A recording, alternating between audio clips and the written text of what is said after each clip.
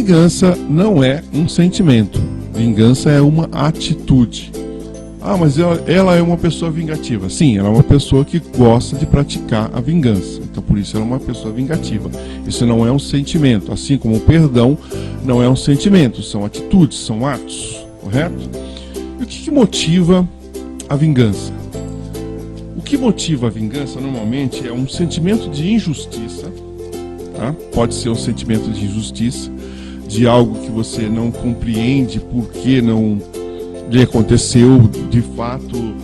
Pode ser realmente algo triste, chato, pode ser humilhante, isso varia demais, mas que você não considera que foi justo acontecer contigo, né? Você não se vê merecedora daquele episódio, correto? E outra forma de se acontecer uma vingança é que um sentimento de superioridade, quando a pessoa acha que ninguém pode ser mais que ela, ou pode ter uma vantagem sobre ela, ou pode ser melhor que ela vai ter que ir lá e se vingar.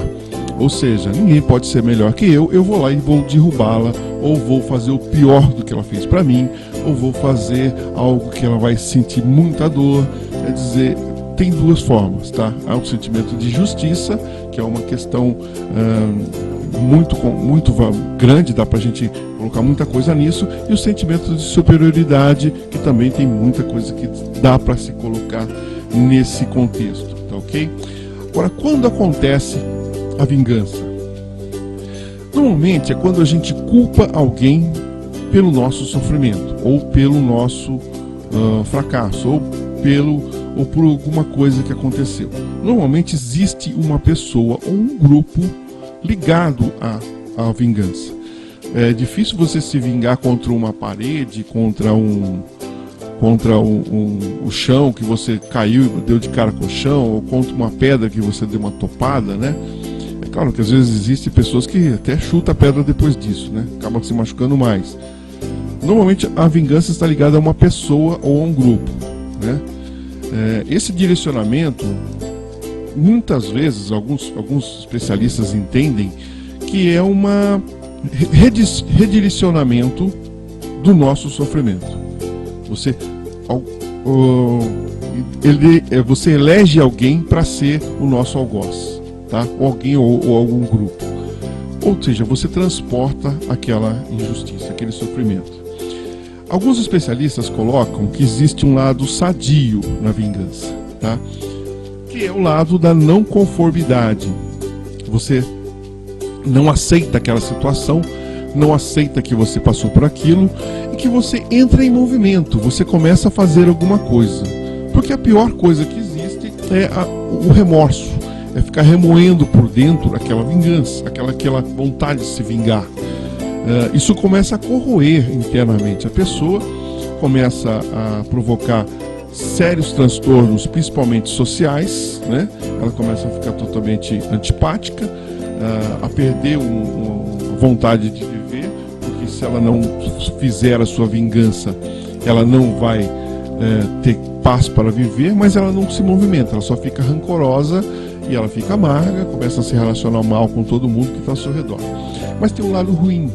O lado ruim é o prazer da vingança, o prazer de causar dor. Existe uma teoria, eu não me lembro de quem é essa teoria, mas eu vou me lembrar que o lobo, né, quando o lobo começou a ser o nosso primeiro companheiro, né, que o lobo é o ancestral dos cães, né?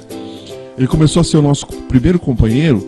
As primeiras atitudes que o homem fazia para manter o lobo mais calmo dentro de casa era não experimentar o sangue, porque o gosto do sangue fazia com que despertasse nele o instinto de caça, da ferocidade, o instinto do mal, teoricamente dizendo, né? Que na verdade é o instinto natural do lobo, mas que se ele sentisse o gosto do sangue, ele despertava aquele instinto maléfico dele.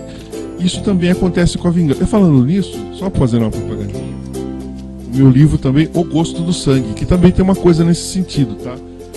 É um romance, né, que acontece, tem violência doméstica e tal, e o cara experimenta, né, alguma coisa, e quando ele experimenta alguma coisa, ele faz muito mal para alguém. Se vocês quiserem, tá no Mercado Livre, tá no meu site, anselmo.com, É só pedir lá que a gente manda para você, tá bom?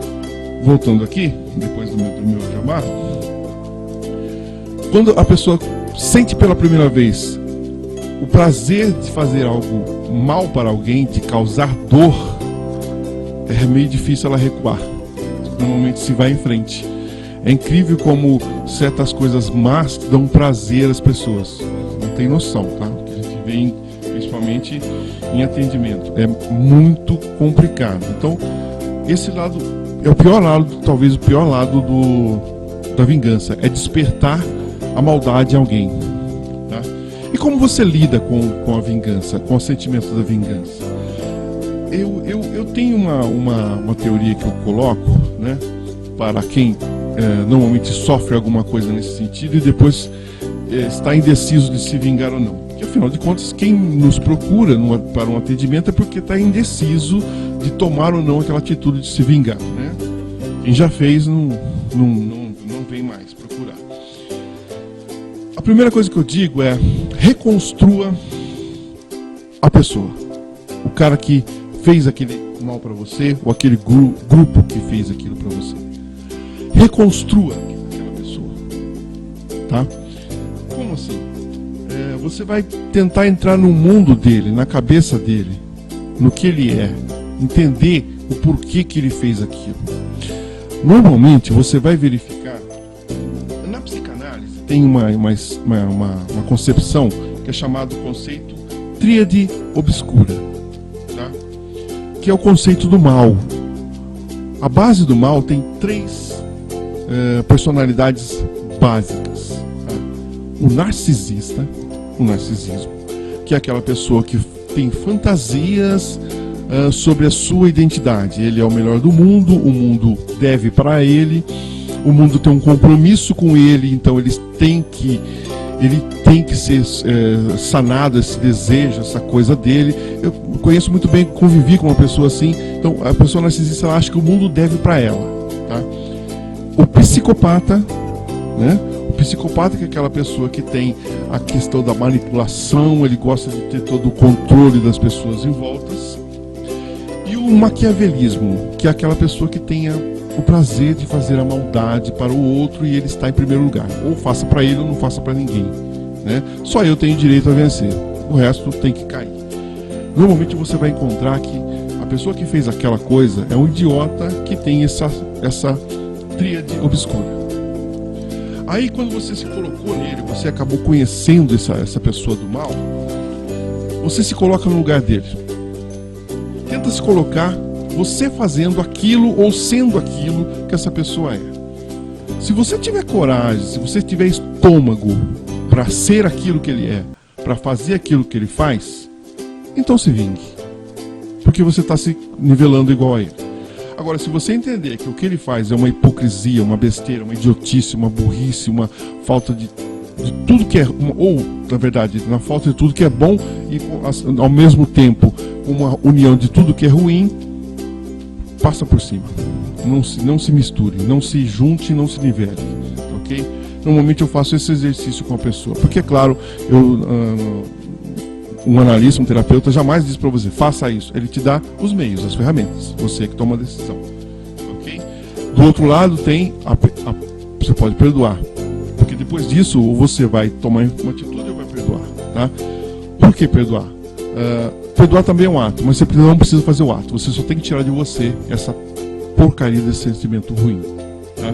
E a melhor vingança, gente, na verdade, é viver bem, é mostrar para o mundo que aquilo que foi feito não tem a menor importância na sua vida, você superou, você venceu, você passou por cima e você está ótimo. Então, vingança é mais ou menos isso.